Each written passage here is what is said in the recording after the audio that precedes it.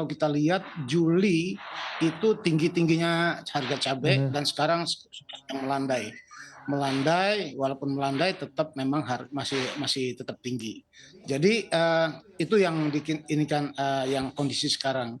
Memang di petani ini memang kalau kita lihat kenapa dia bisa sampai seperti ini. Kita tahu bahwa selama 2 tahun ini jumlah penanam cabai kita itu turun sekitar 70%. Turun 70%, nah ditambah dengan kondisi pasar yang sudah kembali normal, ternyata jumlah pasokan yang biasanya seperti apa itu nggak bisa masuk di pasar. Nah ini ya kekurangan seperti itu. Jadi memang ini memang masalah supply dan demand yang supply-nya memang kurang mencukupi daripada permintaan pasar. Itu yang kondisi terjadi sekarang dan real. Dan sekarang mulai melihat arah kembali ke arah normal. Saya katakan ke arah normal itu harganya mungkin sekitar antara 40 sampai 60 ribu. Apa yang membuat penurunan Pak sehingga 70% tadi Anda mengatakan untuk tingkat penanaman cabai Pak? Jadi kalau kita lihat memang di daerah-daerah tertentu sudah mulai panen. Kita pernah tahu waktu kita lebaran haji tempo hari sempat ada harga cabai besar itu sampai dengan 150 ribu. Nah, tapi ini waktu itu tetap sekitar 80-90. Dan ini memang cukup lama tingginya di harga tinggi ini cukup lama ya. Nah, dari bulan Juli bahkan sampai setelah lebaran Idul Fitri tetap di atas terus. Nah, sekarang memang sekarang sudah mulai banyak.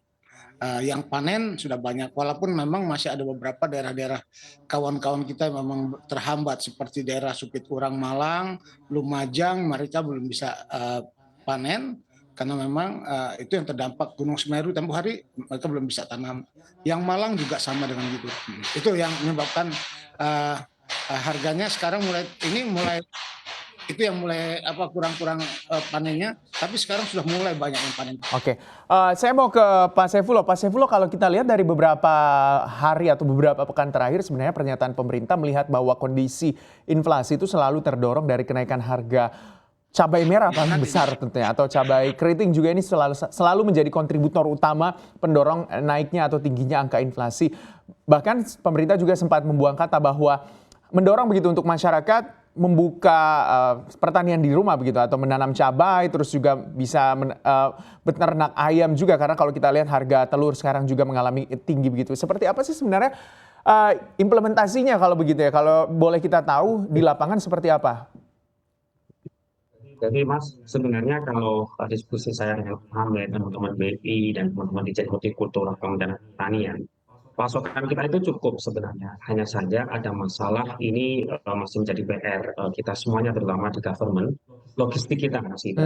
Jadi ada beberapa sentra yang itu mencukupi, tetapi pada saat harus memindahkan dari sentra produsen ke sentra konsumen itu masih ada kendala. Makanya saya dan Pak Hamid dan teman-teman pedagang sama Kemenhub itu sedang memitigasi adanya gerai maritim kita. Apa Jadi kendalanya kita Pak? konteksnya masalah ya. Kendalanya apa Pak yang tadi Anda katakan? Ya, jadi masalah logistik, masalah pengirimannya Mas. Ya, pengirimannya. Jadi sebenarnya kalau konteksnya produksi secara agregat itu cukup. Tapi ketika kita butuh di Jabodetabek, tapi Pak Hamid belum bisa mengirim dari Wajo atau dari Brebes ke Jakarta, itu akan terjadi disparitas harga. Maka dari itu, saya, Pak Hamid, teman-teman Kementerian Perdagangan, Kementerian Perhubungan, di Hortikultura sedang memitigasi masalah gerai maritim, Mas Gibran. Ini akan kita maksimalisasi sehingga akan ada satu yang membantu Pak Hamid dan teman-teman. Karena kan hortikultura ini kan cepat terus, Mas.